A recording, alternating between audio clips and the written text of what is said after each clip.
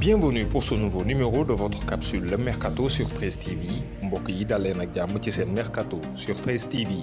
Club suisse bi di FC Saint-Gall ñu ngi waaj a signé attaquant sénégalais bi di Boubacar Faye Traoré mi nga xam ne jamono ji mu ngi football ca Hapoel Kfar Saba di ab club israélien bu nekk ca première division. Ailier sénégalais bi am 23 ans day ñëw ngir renforcer effectif club suisse bi. Ablaye Diallo di ab défenseur central nekkoon ci ay jamono joueur bu Casa Sport fii ci Sénégal signé na ab contrat wu benn saison ak benn en option ak club bi di Esch Jeunesse. Club boobee mu ngi nekk ca première division bu Luxembourg.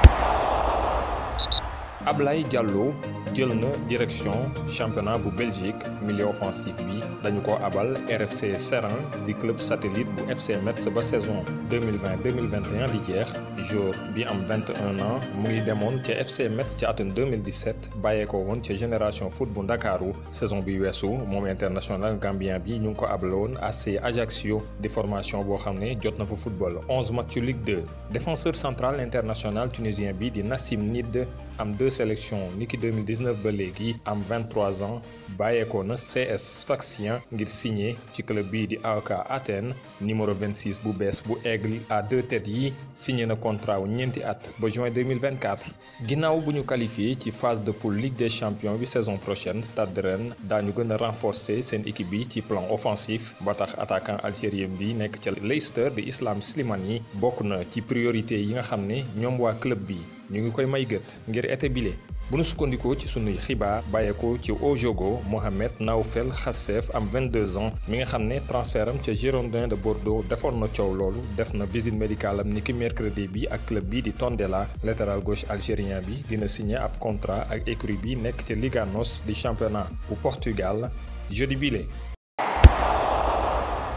Proche d'un départ vers Arsenal ou Naples, le défenseur brésilien Gabriel ne participera pas à la reprise de la Ligue 1 et au match entre Lille et Rennes ce samedi. Christophe Galtier a lui-même confirmé la nouvelle ce jeudi en conférence de presse. Le transfert du joueur de 22 ans devrait rapporter près de 30 millions d'euros au club nordiste. La Gazzetta dello Sport explique qu'un accord est proche entre l'AC Milan et Zlatan Ibrahimovic pour une prolongation de contrat. Le Suédois percevrait 6 millions d'euros sur une saison. Selon les informations du Corriere dello Sport, le milieu de terrain international italien Nicolo Barella devrait prochainement prolonger son bail avec l'Inter et s'engager jusqu'en juin 2025.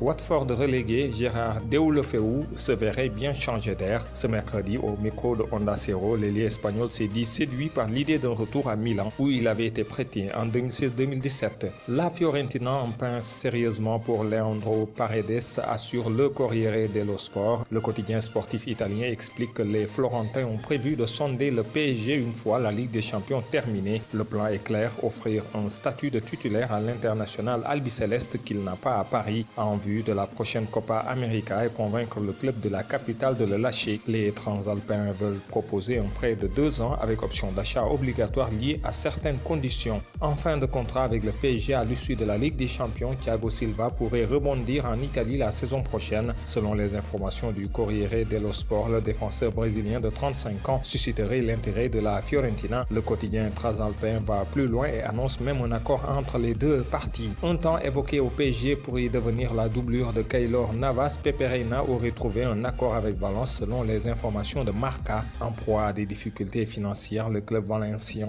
chercherait à vendre son gardien titulaire Jasper Cillessen et pourrait faire de l'expérimenté Reina, aujourd'hui âgé de 37 ans, son successeur à moindre frais. Fraîchement nommé à la tête du Barça, Ronald Koeman aurait ciblé 3 renforts lors du mercato estival. Outre Lautaro Martinez et Eric Garcia, suivis depuis plusieurs mois par le club catalan, le technicien néerlandais souhaiterait recruter son compatriote et meneur de jeu de l'Ajax, Donny van de Beek. Pour le journal AS, le milieu batave de 23 ans, après avoir été régulièrement annoncé au Real, pourrait donc rejoindre le club Blaugrana. Le nouveau prodige du club catalan Ansu Fati suscite de nombreuses convoitises et dispose déjà d'une clause libératoire estimée à 400 millions d'euros, considéré comme l'un des grands espoirs du football mondial, l'Espagnol de 17 ans aurait décidé de confier son avenir à Jorge Mendes, agent notamment de Cristiano Ronaldo, selon le journal Mundo Deportivo. Houssem Aouar va quitter l'OL cet été si Manchester City ou la Juventus apprécient l'intéressé, mais Arsenal est déjà passé à l'action dans ce dossier et a même tenté d'inclure Matteo Guendouzi dans l'opération. L'OL, qui a refusé l'offre, attend au moins 60 millions d'euros pour son joueur. Relégué en Championship, Watford est attaqué pour ses principaux actifs. Abdoulaye Doucouré est l'un d'eux et Everton lui fait la cour. Les Toffees ont même déjà lancé une première offre de 20 millions d'euros, mais selon nos informations, les Hornets en demandent beaucoup plus, soit 30 millions d'euros. L'ancien attaquant de l'AC Milan, Alexandre Pato, 30 ans, va retourner dans le club où il a grandi et qu'il avait quitté il y a 13 ans pour rejoindre l'Italie. Ce n'est plus qu'une question d'heure. Alexandre Pato a le feu vert pour signer avec l'International Porto Alegre. L'international attaquant brésilien, 27 sélections, 10 buts, a mis fin à son contrat avec Sao Paulo qui courait jusqu'au 31 décembre 2022. Le club paulista peut respirer. Il va économiser environ 5 millions d'euros. Selon les rumeurs, le salaire mensuel de l'ancien joueur de Chelsea ou Villarreal était de 106 000 euros à Sao Paulo.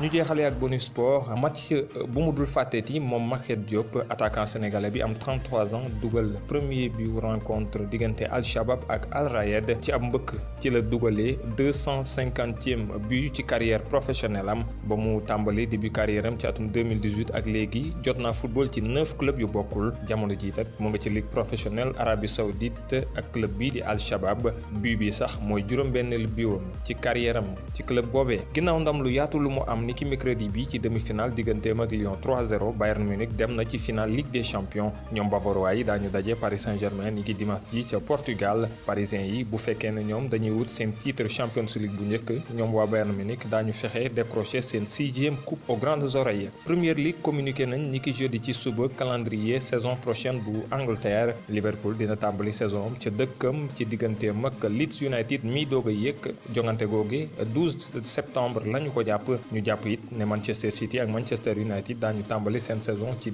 seen diggante ak Aston Villa ak Burnley waaye date yi jàppaguñu ko ndax seen bokk ci Ligue des Champions ak Ligue Europa. Lu ñeel nag yeneen promu yu ci mel ne Fulham moom dinañ dalal Arsenal. West Bromwich Albion moom dina tase ak Leicester ca dëkkam moom it. Mesdames, Messieurs, c'était tout pour ce mercato sur 13 TV. Merci de l'avoir suivi. Rendez-vous demain pour un nouveau numéro.